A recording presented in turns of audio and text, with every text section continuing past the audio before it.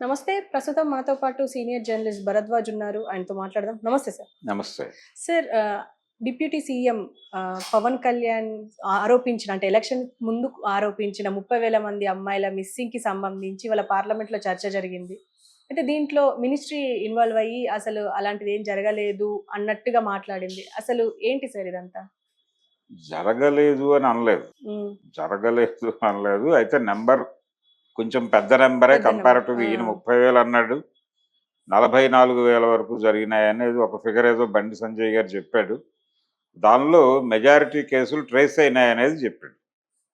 Majority కేసులు trace అయినాయి. ఓ 1,500 అలా ట్రేస్ కాని కేసులుంటాయి. దానికి సంబంధించిన పర్సూ చేయడం జరుగుతోందనేది టోటల్‌గా ఆయన చెప్పినటువంటి వివరణ. హ్మ్. అయితే ఈ ప్రశ్న అడిగింది ఎవరు? కృష్ణదేవరాయలు అడిగాడు అక్కడ హ్మ్. లోక్సభలో. అతను అడిగినటువంటి ప్రశ్నకు సమాధానంగా మినిస్టర్ గారు ఈ సమాధానం చెప్పాడు. కాబట్టి పవన్ కళ్యాణ్ చేసిన ఆరోపణ నిజమే. ఆయన ఎటువంటి ఆధారాలు లేకుండా మాట్లాడలేదు. కేంద్ర ఇంటెలిజెన్స్ నిఘా వర్గాల నుంచి నేను తెలుసుకున్న సమాచారం అని ఆయన ఏలూరులో వరాహి యాత్రలో మాట్లాడుతూ ఈ ప్రస్తావన చేశాడు ఎన్నికల ప్రచారంలో భాగంగా. అప్పుడు వాలంటీర్లు తీవ్ర స్థాయిలో ఆయన మీద విరుచుకుపడ్డారు. అంటే ఈ హ్యూమన్ ట్రాఫికింగ్ అనేది చేయటానికి డేటా వీళ్ళే ఇస్తున్నారు. ఇదిగో ఫలానా ఇంట్లో ఫలానా అమ్మాయి ఉంది అని ఆ అమ్మాయికి సంబంధించిన డేటా వీళ్ళే లీక్ చేస్తున్నారు. తద్వారా బయట వాళ్ళు లాక్కెళ్ళిపోతున్నారు. ఈ అదృశ్యం అవుతున్నటువంటి అమ్మాయి మహిళల అదృశ్యాల వెనకాల కనిపించని అదృశ్య హస్తం వాలంటీర్లదే హ్మ్. అనేది ఆయన రూఢిగా బలంగా ప్రకటించాడు ఏలూరులో.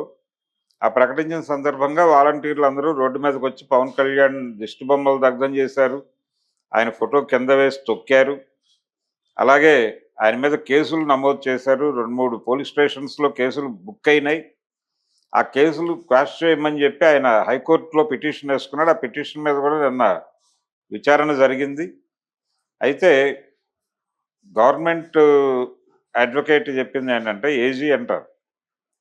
ఆయన చెప్పింది ఏంటంటే, ఇలాంటి కేసులన్నిటికీ సంబంధించి ఒక విధాన రూపకల్పన జరుగుతోంది. అప్పటి వరకు కొంచెం టైం ఇవ్వండి అని అడిగాడు కోర్టుని. కోర్టు 4 వారాలు వాయిదా వేసింది ఆ కేసుని. అంటే ఈ క్వాష్ పిటిషన్ పవన్ కళ్యాణ్ వేసిన క్వాష్ పిటిషన్ మీద 4 వారాలు వాయిదా వేశారు.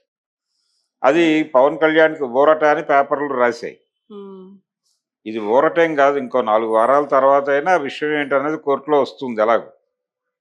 అది ఒక గొడవ.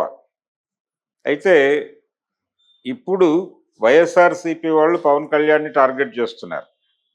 అంటే పవన్ కళ్యాణ్ చెప్పింది వాస్తవం అని పార్లమెంటు సాక్షిగా నిరూపితమైంది అని జనసేన, టీడీపీ ఈ స్టేట్మెంట్ నేపథ్యంలో అంటే కేంద్ర మంత్రి హోదాలో బండి సంజయ్ చేసినటువంటి ప్రకటన నేపథ్యంలో వీళ్ళు వైసీపీ మీద దాడి చేసే ప్రయత్నం చేస్తుంటే వైసీపీ దీన్ని తనకు అనుకూలంగా మలుచుకుని ఏవండి మీరు చెప్పిన ఫిగర్ కంటే ఎక్కువ మంది అమ్మాయిలే వెళ్ళిపోయారు. అయితే ఆల్మోస్ట్ ట్రేస్ అయ్యారు. 1,500 తప్ప అని చెప్తున్నారు వాళ్ళు. ఈ 1,500 దగ్గర మాట్లాడటం మానేసి మీరు 30,000ని 40,000ని మాట్లాడుతున్నారు ఇప్పటికీ. హ్మ్. అంటే మీరు మోసం చేయదలుచుకున్నారు ప్రపంచానికి. అంటే ప్రజల కళ్ళల్లో దుమ్ము కొట్టే ప్రయత్నం చేస్తున్నారు మీరు ఇప్పటికీ.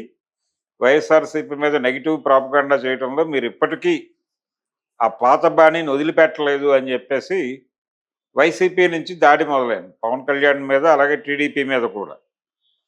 ఏది ఏమైనప్పటికీ మహిళలు అదృశ్యం కావటం అనేది ఏదైతే ఆయన అన్నాడో అది వాస్తవం.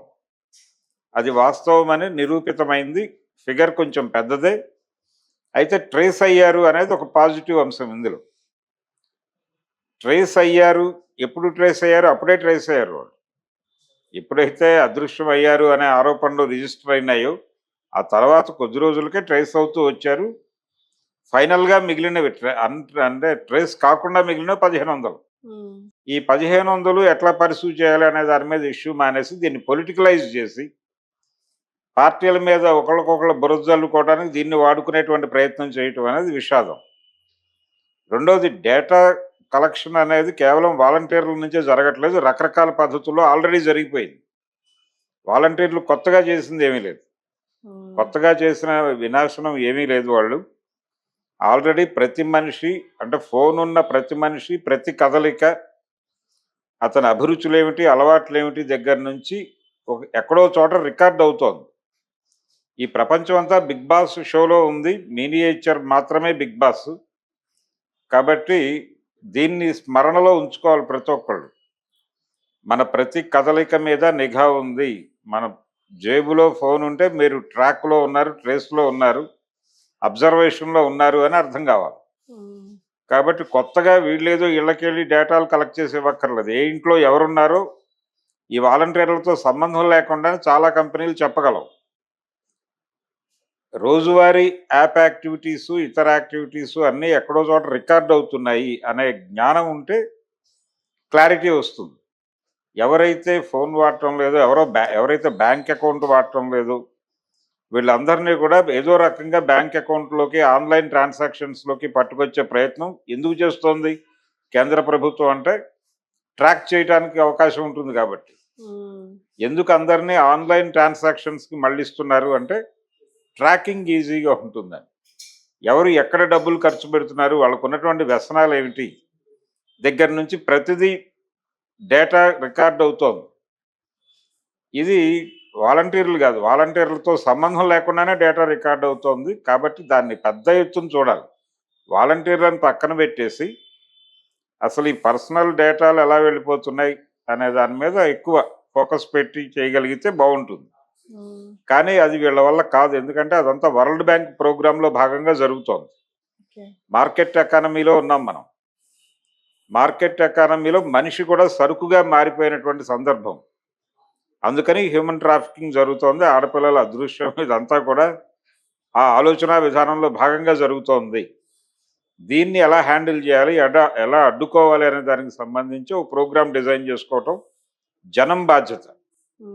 సో ఇప్పుడు దీన్ని కేవలం పొలిటికలైజ్ చేసి మేం చెప్పాము అది జరిగిందని ఇప్పుడు నిర్ధారణ అయింది కాబట్టి మీరు అప్పట్లో మా మీద పెట్టిన కేసులు ఎత్తేసుకోండి, మాకు సారీ చెప్పండి అని పవన్ కళ్యాణ్ అన్నా, లేదు తప్పిపోయిన వాళ్ళు 44,000 మంది అయి ఉండొచ్చు, 1,500 మందే అంటరేసుడు ఇంకా, కాబట్టి మీరు మాకు సారీ చెప్పాలని వైసీపీ అన్నా ఇది అనవసరమైన వివాదం. జరిగింది వాస్తవం,